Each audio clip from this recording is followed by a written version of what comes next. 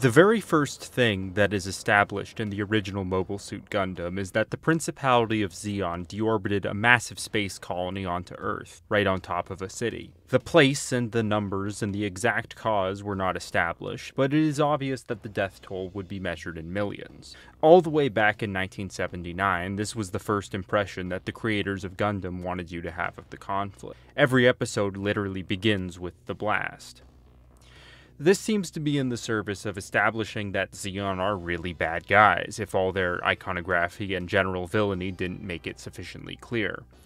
Zeon leaders like Guren are scenery-chewing fascists through and through, who outright advocate for a cleansing of the population. At the core, Zeon represents an absolutely ghoulish ideology, even if soldiers aren't spending much time talking about politics. But one thing that is really to the credit of Mobile Suit Gundam, and many of the sequels to follow, is that it gives a lot of voice to the villainous characters as they squabble and negotiate and even come to terms with the protagonists on occasion.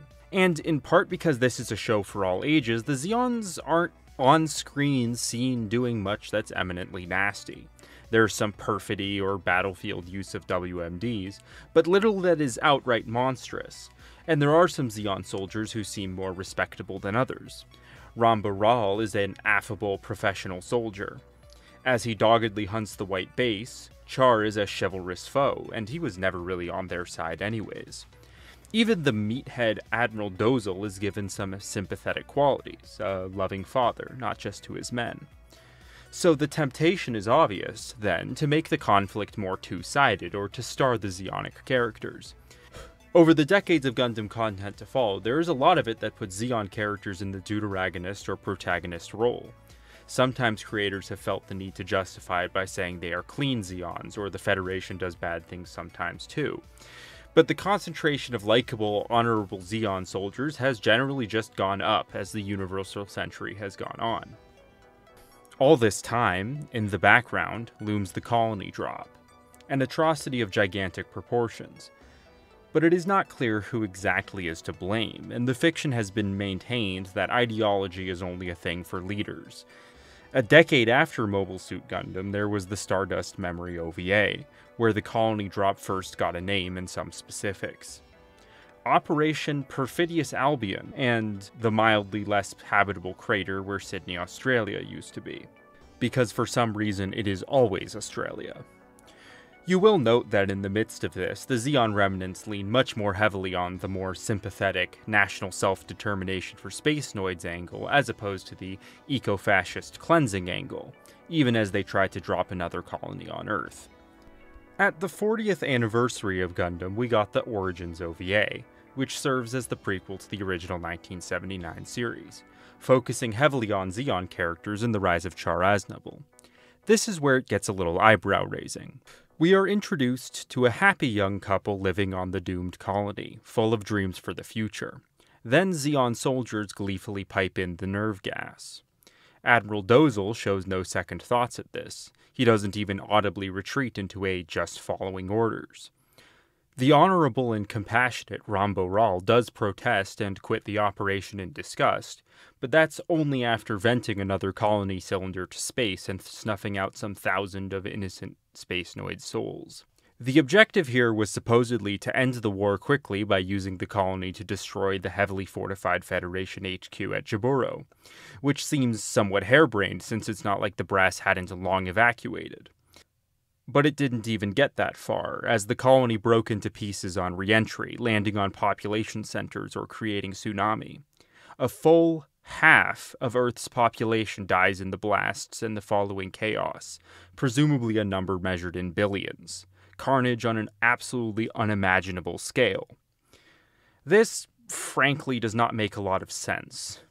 Origins goes on to act as if the continuation of the One-Year War was some kind of plot by warhawks on both sides of the conflict, as if such an insane travesty wouldn't immediately turn any conflict into an intractable war of extermination, with no quarter given and no holds barred.